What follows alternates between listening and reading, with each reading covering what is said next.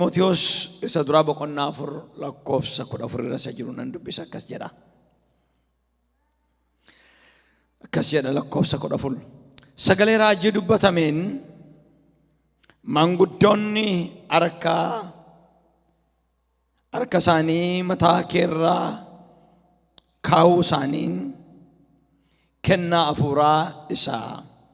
hafuuraa siif kenname si keessa jiru sana hin dagatiin. Kennaa hafuuraa isa siif kenname isa si keessa jiru sana hin dagatiin. Kan inni irratti dubbadhu kennaa isa nu keessa jiru sana, isa Waaqayyo nu keessa kaa'e sana maal gochuutu nurra jira? Kana irratti dubbachuun barbaada. Waaqayyo durdurii kaasee yeroo ilaaltan namoota waama Waaqayyo. Yeroo waamu namoota dadhaboota kan ittiin jabeessu, namoota kaayyoo Waaqayyo akkaataa isaan ittiin fiixa baasan kan isaan gargaaru Waaqayyo kennaa isaan keessa kaa'a. Namni gara Waaqayyo yeroo dhufu Waaqayyo kennaa namaaf kenna. Kennaa ittiin namni mana Waaqayyo keessa jiraatu, kennaa ittiin namni mana Waaqayyo ittiin tajaajilu. Kennaan inni Waaqayyo biraa nuuf kenname jireenya keenyaaf, waldaa keenyaaf, tajaajila keenyaaf, maatii keenyaaf bu'aa buusa. Namoonni baay'een bara isaanii keessatti Waaqayyo waan guguddaa kan hojjete, isaanis waan guguddaa harka Waaqayyo irraa kan argatan kennaa Waaqayyo isaaniif kenne gochuun kan isaaniif ta'u godhaniiti. Kanaaf Phaawulos mucaasaa hafuuraa Ximootiyoosiin dubbii kana gorsa kana isa gorsa. Phaawulos beeka Ximootiyoos akka isa keessa kennaan Waaqayyo jiru. Kennaa Waaqayyooti isa keessa jira. Kennaan kun immoo yeroo waldaan harkarra kaa'anii yeroo isaaf kadhatame kennaan Waaqayyo akka isa keessa bule yookaanis immoo isaaf kenname beeka. Kennaa Waaqayyo yeroo harkarra kaa'anii waldaan Waaqayyo kennaa isaaf kenne. Kanarraa kaasee Ximootiyoos akka inni guddatu barbaada. Ximootiyoos kennaa kanatti akka guddatu barbaada. Kennaa kanaan hojii akka inni hojjetu barbaada Phaawulos. Kanaaf kan inni isa yaadachiisu yeroo maanguddoonni harka isaanii sirra kaa'anii kennaa siif kenname sana hin dagatiin jedha. Hin dagatiin. Sagalee Waaqayyo dhannee gaafa ilaallu Roomee boqonnaa 1 lakkoofsa 11 irratti Phaawulos jabaattanii akka dhaabbattaniif akka jedhu afaan Oromoo isaa akkas jedha. Waaqayyo jaalala isaa yoo ta'e dhufee isin arguuf akkan danda'uuf nan kadhadha. Ani kennaa hafuuraa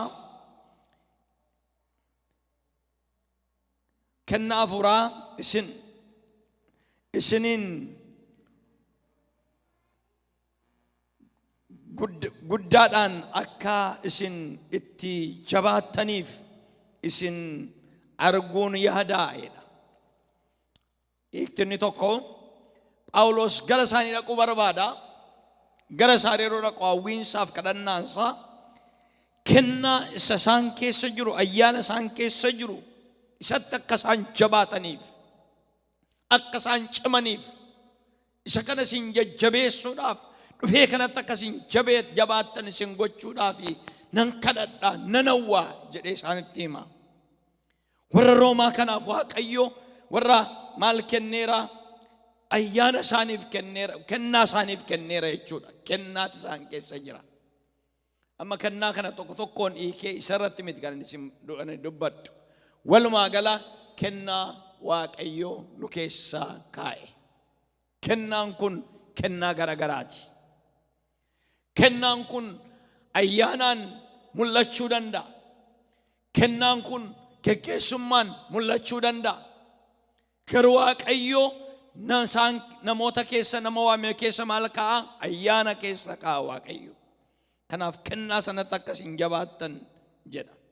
Efesoon irrattis Waaqayyo kennaa nama tokko namaatiif akka inni kennaa namootaaf kenne isa kana dubbata Phaawulos warra Efesoonitti, Efesoon 4 irratti. Waaqayyo kennaa namaaf kenna. Kennaan kun jireenya namootaa nama Waaqayyo ta'uudhaaf, yaada Waaqayyo tajaajiluudhaaf, amantii jalqabne fiixaan baasuudhaaf isa bu'aa buusuudha kennaan Waaqayyo nuuf kenne kun. Kanaaf kennaan isaan keessa jiru sana isaan kana isaanitti hima. Hojii ergamootaa boqonnaa 11 irratti xaxanii gaafa ilaaltan lakkoofsa 15 irratti dhaqanii gaafa ilaalan gaafa tajaajiluudhaaf dhaqu. Kennaan Waaqayyoo akkuma warra ture akkuma ergamoota gidduutti warra Ibrootaa gidduutti dhangala'e warra kaan gidduuttis kennaan Waaqayyoo isaan gidduutti dhangala'eeti arge. Isa kanaaf Waaqayyoon galateeffatanii gaafa ilaaltan namni Waaqayyo isaan gidduutti dhangala'e. Waaqayyo Kiristoos Yesuusin kennaa godhee inni nuuf kenne.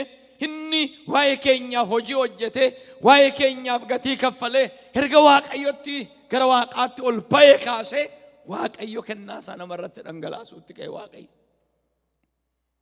Sassata tokko malee waa'ee keenyatuun ilaaliin akkuma Phaawulos amanamaa godhee waan na lakkaa'eef akka inni jedhe amanamaa godhee Waaqayyo nu lakkaa'eetidha.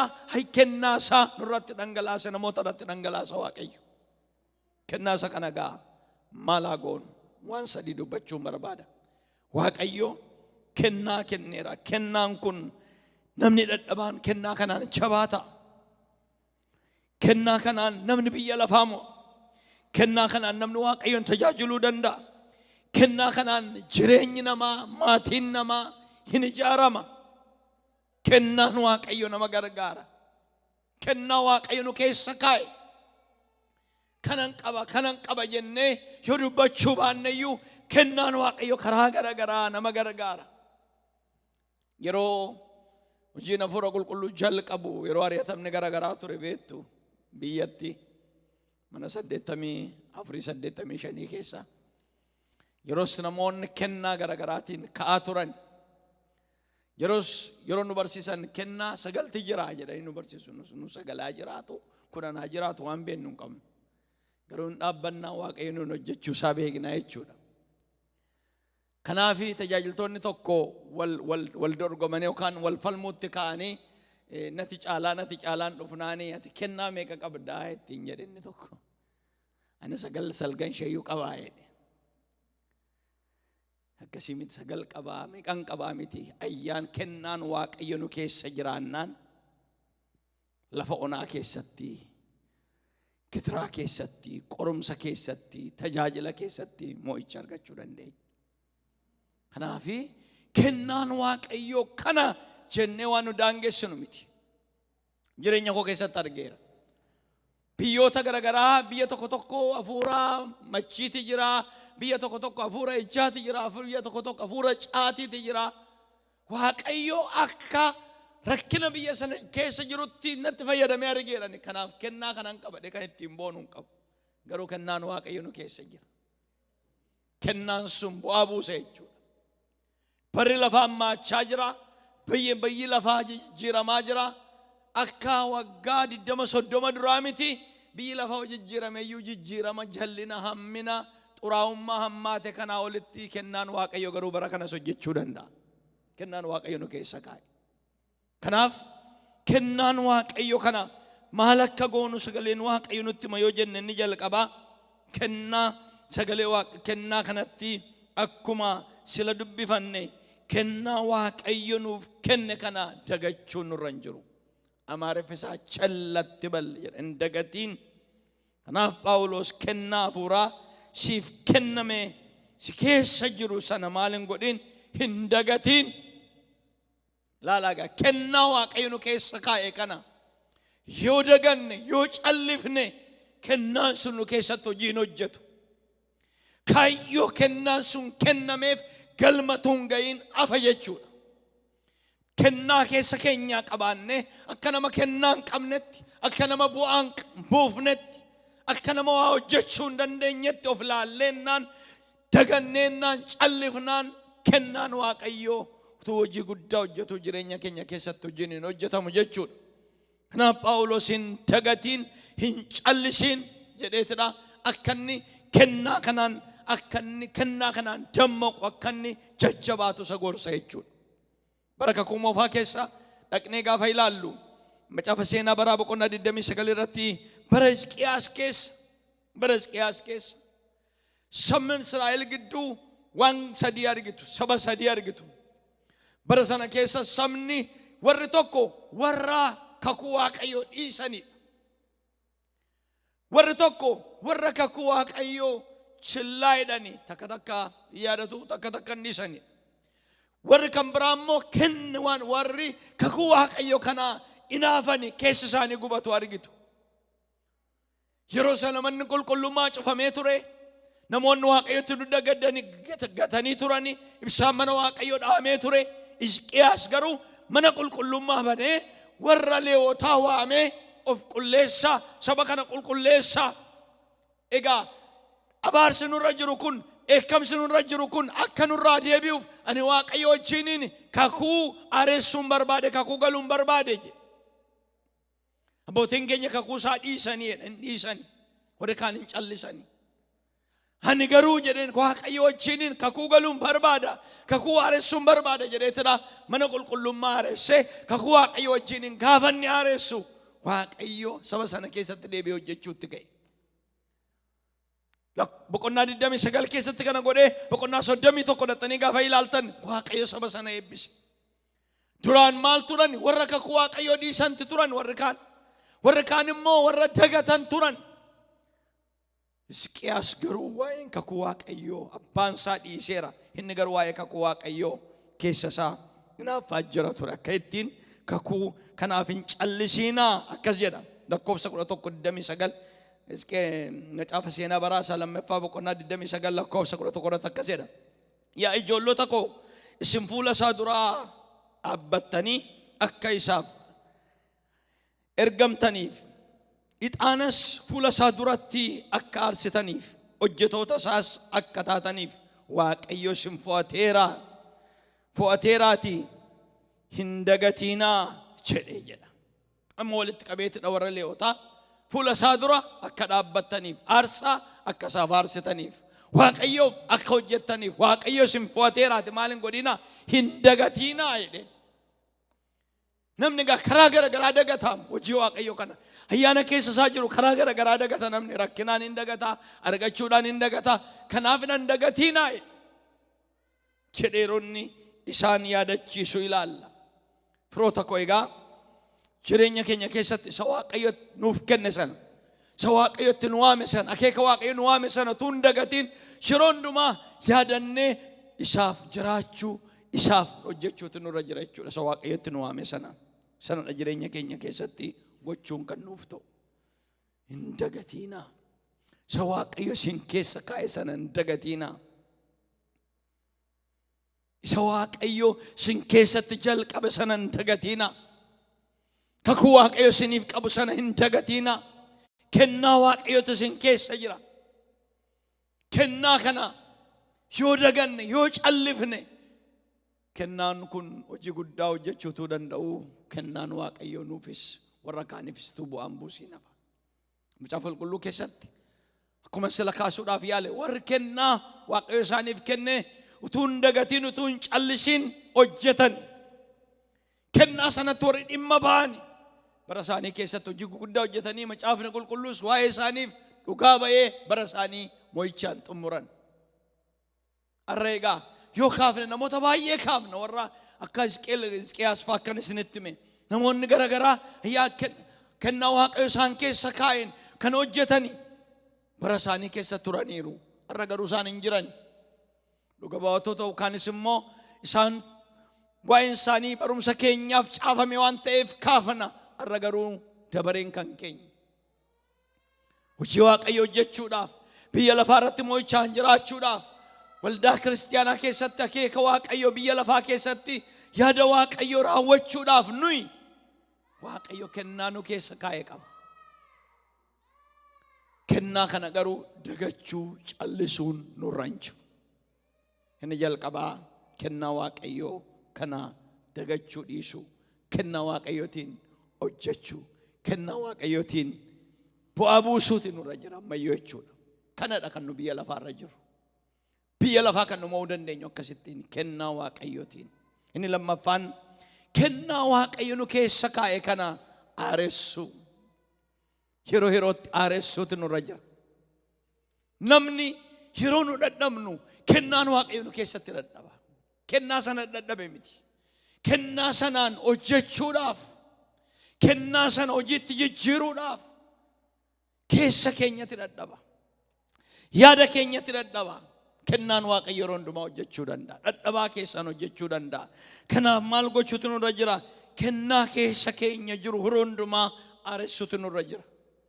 Kennaan kun darbee akka hojjetu, kennaan kun waan iddootiin waaqayyo nu ga'uu hin barbaade nuunis akka inni ga'u, waaqayyo waan kennaa kana keessa darbee hojjechuu barbaadu akka inni hojjetuuf kennaa kana yeroo hundumaa aaressuutu nu barbaachisa. Ximootiyoos lammaffaa boqonnaa tokko irratti akkas jedha. Lakkoofsa 6. Kanaafis kennaa waaqayyo isa yeroo ani harkaa koo mataa keerraa kaa'ee siif kenname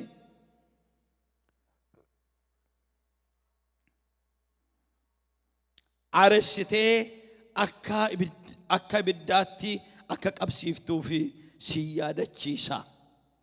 Waaqayyo hafuura humnaa kan jaalalaa fi kan of qabu malee hafuura jalaafinaa nuuf hin laanne jedha. Amma iddoo kanatti immoo Phaawulos maal jedhaa? Tokko Phaawulos irraa maanguddoonni yeroo harka isaarra ka'anii ayyaanni waaqayyoo kan kennaan waaqayyoo Ximootiyoosiif kennameera. Isa sana hin dagatiin jedha. Ammas Phaawulos Ximootiyoos irraa harka kaa'ee akka kennaan isaaf kenname beeka Phaawulos. Kennaa isaa guyyoota booddee dhaga. Guyyoota isa duraa yeroon harka koo sirra kaa'e kennaa siif kenname sana akka nama abiddaa qabsiisuutti ati immoo akka aaressituuf si yaadachiisaa jedha. Afaan Amaariffaa እሳት እንደሚያቀጣጥል ሰው jedha. Akka nama abidda boba'eessuutti kennaa si keessa jiru sana akka ati aaressituuf isa si yaadachiisa. Sababiin isaa waaqayyo hafuura humnaa kan jaalalaa fi kan of qabu malee hafuura jalaafinaa inni tokko hafuura sodaa jedha nuuf hin laanne jedha. Namni gaafa sodaatu, namni gaafa callisu ayyaanni nama keessa jiru keessa keenya keessatti akka ta'utti hojjechuun dhiiseetidha. Keessa keenyatti callisa jechuudha. Kanaaf ayyaana si keessa jiru sana harka koo sirra kaa'ee akka nama abidda qabsiisutti jedha Amaariffaa. Si keessatti akka kakaastu si yaadachiisa jedha. Fuura si keessa jiru ayyaana kennaa si keessa jiru sana akka ati aaressitu. Firoota koo kennaa kanaan aareffamnee yeroo hundumaa kennaa waaqayyootti hirkannee, kennaa waaqayyoon jiraannee, kennaa waaqayyoon tajaajillee, kennaa waaqayyoon akka nu baanee gallu barbaada waaqayyo. Kanaaf kennaa nu keessa jiru maal gochuu?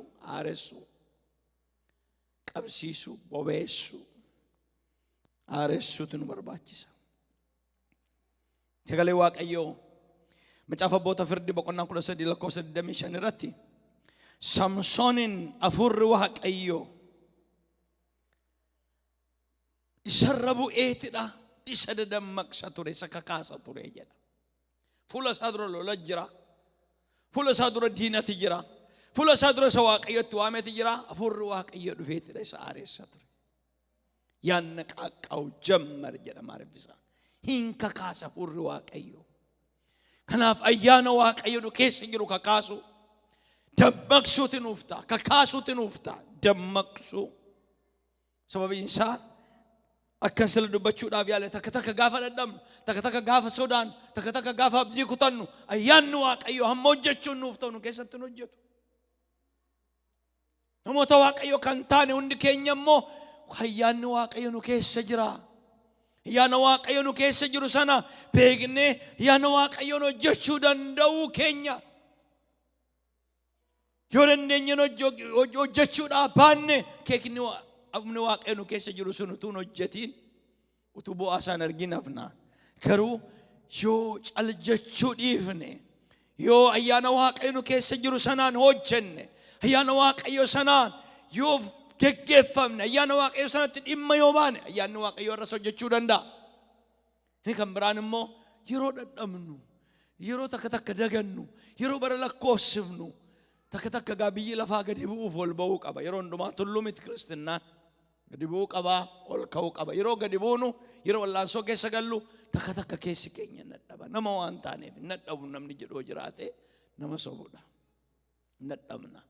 Garuu inni dadhabbii keessatti nu gargaaru waaqayyo jiraataadha. Takka qorumsi nu dadhabsiisa, yaaddoon nu dadhabsiisa, lolli nu dadhabsiisa. Garuu ayyaanni waaqayyo nu keessa jiru kun garuu hin dadhabu. Ameen.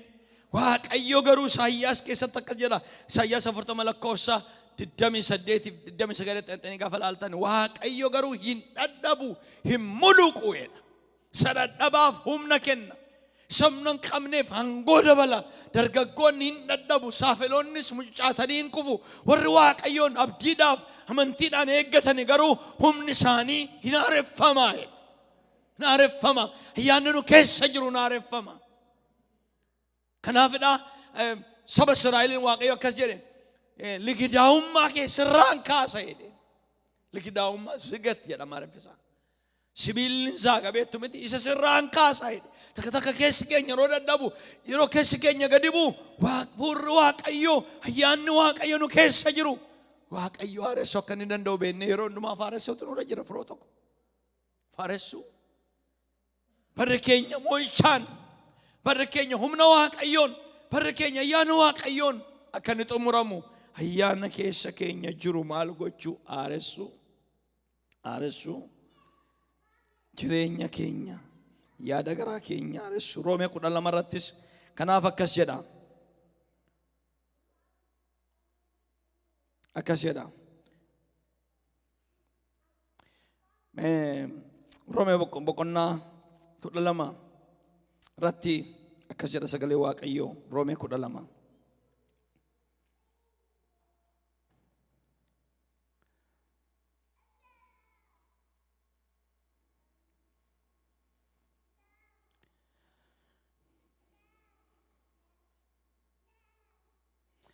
Akkas jedha lakkoofsa 2 irratti. Fakkeenya jireenya bara isaa darbuu kana duukaa hin bu'ina. Jaalalli waaqayyo isa kam akka ta'e gargar baaftanii gargar baasuudhaaf yaada garaa keessanii haareffachuudhaan of diddiiraa jedha. Of diddiiraa yaada garaa keessanii maal gootanii haaressattanii waa tokko akka hubannuun barbaade egaa maalti jirachuudha? Haareffamuu jira jechuudha. Kanaaf Phaawulosi ayyaana si keessa jiru akka ati haaressituufin si yaadachiisa, si hubachiisa jedheetidha akka inni of haaressuun irra jirutti hima jechuudha. Sagalee waaqayyoo yeroo baay'ee jireenya amantii, jireenya kiristiyaanaa, jireenya risaa wajji wal fakkeessaa. Kutaan sila dubbadhe Isaayyaas 40 irratti lakkoofsa 27 kaaftanii akka ilaaltan. Israa'el maaliif na komatte? Karaan koo waaqayyo duraa dhokateera. Maaliif jette? Maaliif na komatte? Deettidha waaqayyo waaqa bara baraan jiraatu dadhabuun muqru gergeedhe booda gajjallaatti warri waaqayyoon abdiidhaaf amantiidhaan eeggatan akka joobiraa maal ta'u? Akka joobiraa humni isaanii haareffaman akka joobira. Seenaa joobiraa gaafa ilaaltan joobirri kan inni jiraatu umriin isaaf kenname umriin waggaa 70. Joobirri garuu waggaa 40tti dadhaba, dullooma. waggaa afur booddee baalleen isaan dullooma waggaa afur booddee qeensi isaan dullooma qeensaan hin qabata beektu ilkaan isaa kun jala deebi'a waan qabachuu hin danda'u waggaa 40tti dullooma kanaaf filannoo risaa mannoo joobirri qabu filannoo lama keessaa filannoo tokkodha yookaan of haaressee waggaa 70 saafee mo'ichaan jiraachuu yookaan immoo dulluma isaa fudhatee lafa onaa keessatti kufee balali'uu dadhabee diinonni isaa dhufaniitidha isa nyaatu allaattiin risaa joobira diinni isaa allaattiin isa nyaata balali'uu hin danda'u taanaan kanaaf yeroo hundumaa akka joobirri ol deema warra balali'anii ol deema joobirri fagootti ilaaluu danda'a joobirri waan du'e hin nyaatu garuu gaafa dulloomu yoo of hin haaressu ta'e waan du'aa nyaataa isaan jaama diinonni isaa dhufanii isa ajjeesu kanaaf joobirri maal godha lafa onaatti deema kana booda ilkaan isaa kana isa dulloome kana dhagaatti reebeetidha ofirraa buqqaasa erga buqqaasee booda ji'oota sadifaa keessatti ilkaan isaa biqila ilkaan biqile kanaan qeensa isaa ofirraa buqqaasa utuu dhiiguu buqqaasa qeensa isaa kana booddee qeensi isaa ammas hin biqila kana booddee baallee isaa ofirraa kaasa foon duwwaa ta'a dhiiga duwwaa ta'a guyyaa muraasa booddee baalleen isaa hin biqila kana booddee ilkaan isaa haaraadha milli isaa haaraadha kana booda baalleen isaa haaraadha akka duriitti joobirri balali'utti ka'a waggaa 30 fi balali'aa waan haaraa nyaachaa kiiloomeetirii 120 guyyaatti deema waan isa barbaachisu nyaachuudhaaf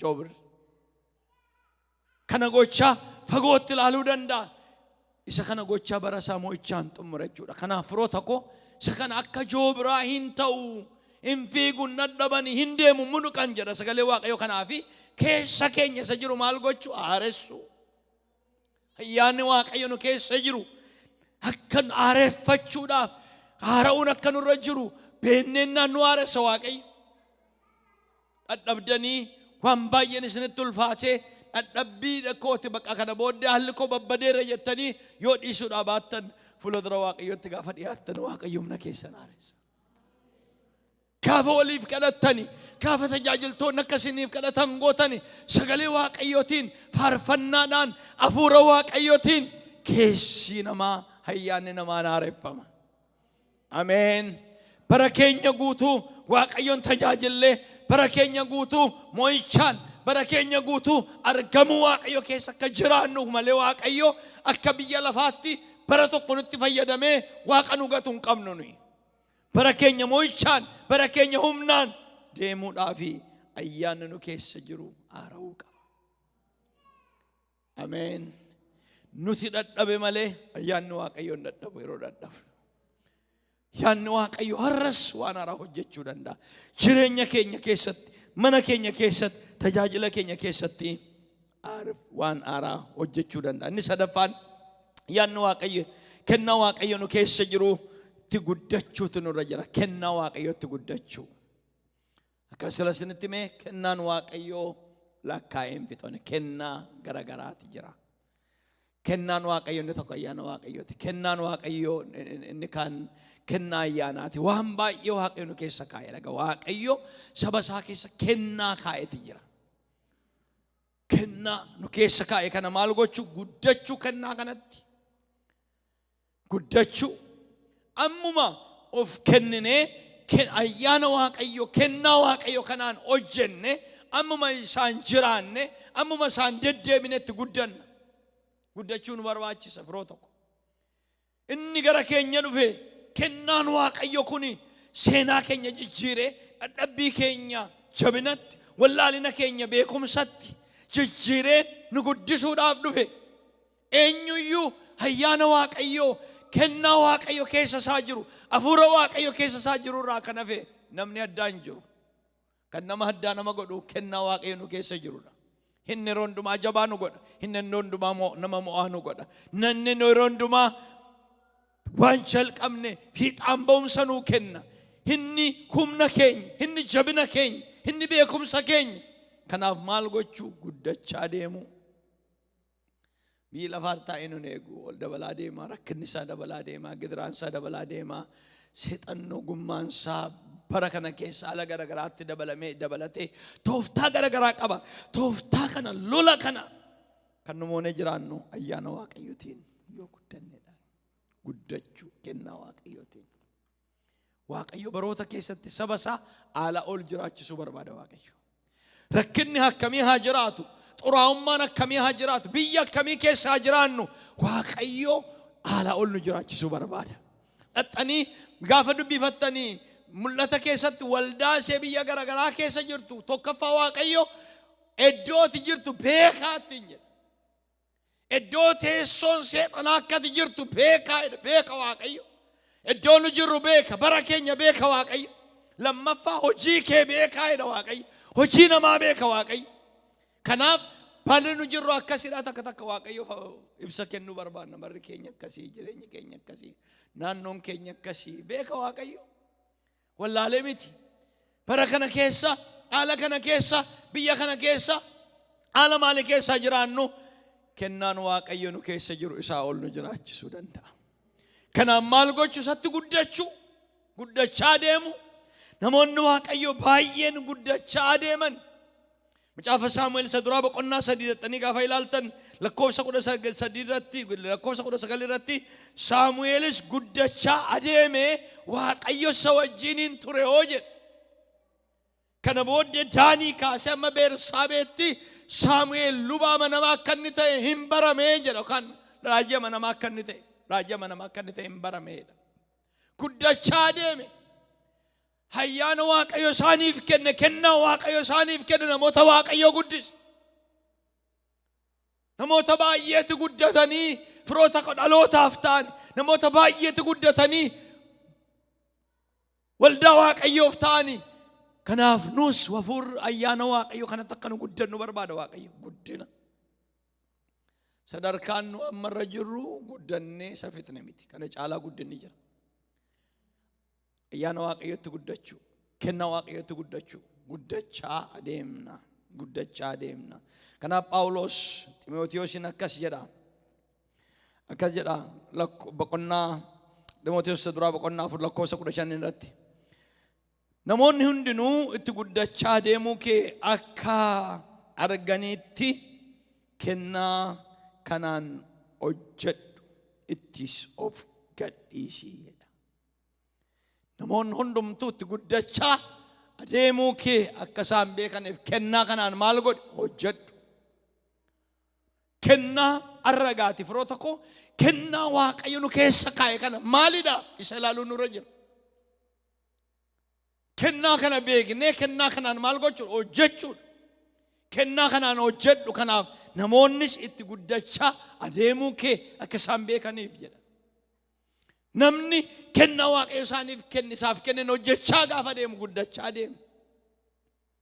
Namoonni tokko bakka waan numti addaa dhufee irra bu'ee, dibanni addaa irra bu'ee, kaanii gaaf tokko waa tokko ta'uu yaadu.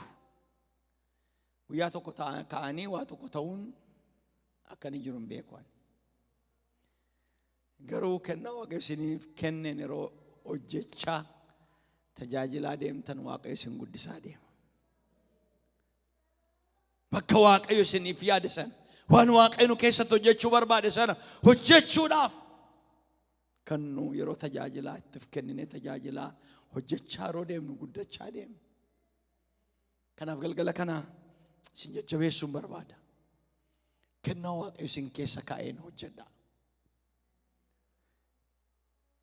Gooftaan keenya Yesuus Kiristoos akkas jedhe. Utuu guyyaa jiruu hojii abbaan koo natti kenne hojjechuuti naaf ta'a jedhe. Eenyuyyuu guyyaan itti hin hojjenne tokko guyyaan dukkanaa hin dhufaa jedhe. Waaqayyo guyyaa kana guyyaan nu kennetti hojjechuu. Hojii Waaqayyo hojjechuu. Ayyaana Waaqayyoon hojjechuu. Isa Waaqayyo keessa keenya kaa'een hojjechuu. Akkasittiin guddachaa deemna. Luqaas boqonnaa 52 lakkoofsa 2 irratti Yesuus immoo Waaqayyoof namoota namoota irraa ayyaana argachaa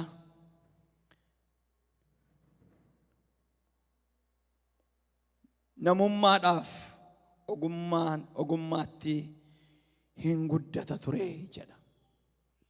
Hin guddata ture, guddachaa deema ture. Namoonni baay'een guddatanii gaaf tokko iddoo Waaqayyo isaaniin jedhe dhaabbatan. Guddatanii isa Waaqayyo isaan irratti qabu yaada sana galmaan ga'an. Kanaaf guddina keenya kan karaatti hambisu akka nu qancarru kan godhuu fi ayyamuun nurra hin jiru. Namni guddachuu gaafa dhaabbatu mana Waaqayyo keessatti ayyaana Waaqayyotti guddachuu gaafa dhaabu maal ta'a adeema? Dadhabaa, dudduuba deebi'aa adeema. Guddachaa gaafa deemtan garuu rakkina har'aa, qorumsa har'aa mo'aa, jireenya har'aa mo'aa isa Waaqayyo isiniin jedhe sana bira ga'uudhaaf adeemtu. Waaqayyo immoo Waaqa nama guddisudha, kan namatti tolu. Waaqayyo ogummaadhaan, ayyaanaan, tajaajilaan, jireenyaan Waaqa nama guddisudha Waaqayyo. Kanaaf jireenya keenya keessatti, tajaajila keenya keessatti kennaan Waaqayyo akka inni nuuf kenne amannee kennaa Waaqayyo nuuf kenne kana cal jechuu dagachuu dhiifne kennaa kanaan yeroo hundumaa haareffamne akkuma Phaawulos warra Roomaatiin jedha hafuura gubaa qabaanne kennaa kanaan yoo hojjenne kennaa kanaan yoo guddanne biyya lafaa moonee yaada Waaqayyo tajaajillee gaaf tokko fuula dura Waaqayyotti gonfoo ulfinaa fudhanna. Ameen. Ameen. Kalees lafaa yeroo darbe turre har'a hin jiru. Booris iddoo har'aa hin jiru. Guddinni keenya hin dabala. Yaanni Waaqayyo nurratti hin dabala. Waaqayyo nama guddisa. Yaanni nuuf kennametti guddachuu. Yaanni kun ayyaanni ni Waaqayyo nuuf kenne kun kennaan Waaqayyo nuuf kenne kun guddatee yaada Waaqayyo keeka Waaqayyo galmaan ga'uuf fiixaan baasuudhaaf nu gargaara. Waa tokko irra deebi'ee dubbadhee xumuruu nan barbaada. Nuyi duwwaa miti. Ay kennaan Waaqayyo nu keessa jira. Ameen. Namni gaafa gara Waaqayyo dhufu Waaqayyo kennaa isaa jalqabaa ilma isaa dabarsee nuuf kenne. Inni immoo akka dubbate hafuura qulqulluudhaan Kiristoos nu keessa jira. Kennaan Waaqayyo nu keessa jira. Furri Waaqayyo nu keessa jira. Yesuus immoo ayyaanaan kan guutamedha. Ulfinaan kan guutamedha macaafni qulqulluun. Ulfinaan kan guute, ayyaanaan kan guutame ilmi Waaqayyo Yesuus hafuura qulqulluutiin nu keessa jira. Kanaaf kennaan nu keessa jiru kuni bu'aa buusa. Hojii ergamootaa keessatti yeroo ilaaltan kennaan ergamoota irratti dhangala'ee hojii dinqii gaafa hojjetan namni sun jedhamiti birriidhaan bitachuudhaaf yaaleedha. Namni birriidhaan bitachuudhaan kan inni hin dandeenye kennaan Waaqayyo nu keessa jira. Kennaan kun hojii hojjeta. Kennaan Waaqayyo kanaan isa Waaqayyotti si waame, isa Waaqayyo nurraa barbaadu, waan Waaqayyo tokko keenyaan hojjechuu barbaade isa hojjennee darbuu dandeenya. Kanaaf nama kan ga'aa godhu kennaa Waaqayyooti. Waaqayyo kennaa nuuf kenneera. Ameen. Kennaa kanatti dammaquun, kennaa kanaan hojjechuun, kennaa kana rondumaa aareeffamuun, kennaa kanatti guddachuun nurraa barbaachisa. Yoo akkas goone yaada Waaqayyo tajaajillee hawwii Phaawulos Ximootiyoosiif qabu isa kanadha, mucaasaa hafuuraati. Ximootiyoos yeroonni kennaa Waaqayyo isaaf kenne kana tun dagatiin ittiin hojjetu arguu barbaada Phaawulos. Yeroonni kennaa kanatti rondumaa kennaan kun haara'ee isa keessatti hojjetu ilaaluu barbaada. Yeroo Ximootiyoos kennaa kanatti guddatu barbaada. Akkasittiin guddatan namoonni Waaqayyo. Akkasittiin yaada Waaqayyo bira ga'an. Kanaaf kennaa kanatti guddachuu, kennaa kanaan hojjechuu, kennaa kanaan dammaqnee jiraachuu, kennaa kanaan aareffamuu nu barbaachisa. Biyyi lafaa moofa'aa dhadhabaa deemti beektu. Nu garuu aareffamaa, ayyaana Waaqayyoon aareffamaa, kennaa Waaqayyo nu kenneen biyya lafaa mo'aa ulfinaa gara ulfinaatti dabarra. Ameen.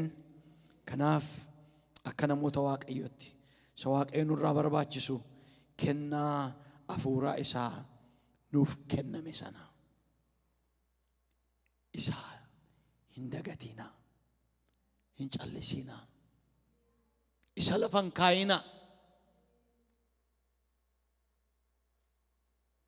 Inni yeroo hundumaa kennaa sana of keessatti dammaqsa.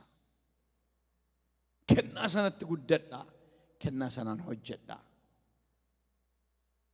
Namoota akkasii wajjiniin hojjeta Waaqayyo. Namootni akkasii mo'anii yoo kufan ka'anii yoo balleessan sirreeffatanii yeroo hundumaa kennaan Waaqayyo nama guutuu godhee isaan dhaaba. Waaqayyo ayyaana isaatiin nu gargaaru. Hin kadhannu Waaqayyo mataa keenya gadi qabanne. Kanaaf firoota koo yaanni Waaqayyo galgala kana nuuf qabu. Nuyi namoota Waaqayyo kennaa nuuf kennedha. Kiristoositti amanuudhaan kennaan nuuf kennameera. Nu keessa jira. Kan bool mul'atu, kan nu boqochiisu, kan furmaata ta'u, kan bu'aa buusu kennaan Waaqayyo nu keessa jira. Kennaa kana maal hin ta'inaa, hin dagatinaa. Kennaa kanaan isa isin keessa jiru kan haaressaa akka inni hojii hojjetu godha. Akka inni yaada Waaqayyo raawwatu godha. Akka inni isin geggeessu godha. Kennaan Waaqayyo isin keessa akka inni mul'atu godha. Hin daangeessinaa kennaa Waaqayyo isin keessa jiru. Hin callisinaa kennaa Waaqayyo isin keessa kaa'e. Kennaa kanaan gaafa hojjettan guddachuu jalqabu. Kanaaf firoota koo bara keenya guutuu Waaqayyoof hojjenne yaada Waaqayyo tajaajillee kennaan Waaqayyo nu keessa jiru ni kaleessa raajota keessa ture, ergamoota keessa ni ture. Inni biyya lafaa kana challenge godhe. Inni biyya lafaa kana akka isaan mo'an isaan gargaare. Inni mootummaa Waaqayyo babal'ise. Inni ulfina Waaqayyo mul'ise. Har'a anaaf isin keessa jira.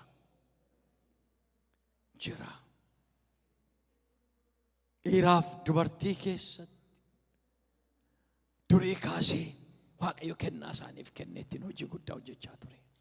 Kennaa maashaallah baadiyyaa boosata.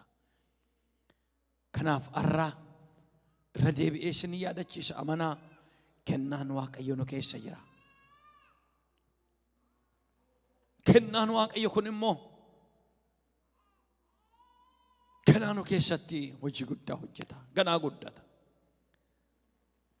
Isin dammaqa malee kennaa kanaan haareffamaa malee kennaan Waaqayyo nu keessatti inni jiru sun nu guddisee hojii guddaa hojjennee yaada Waaqayyo tajaajillee akka nu dabarru nu godha. Galanni fi ulfinni Waaqayyoof haa ta'u. Waldaa Noogilaa.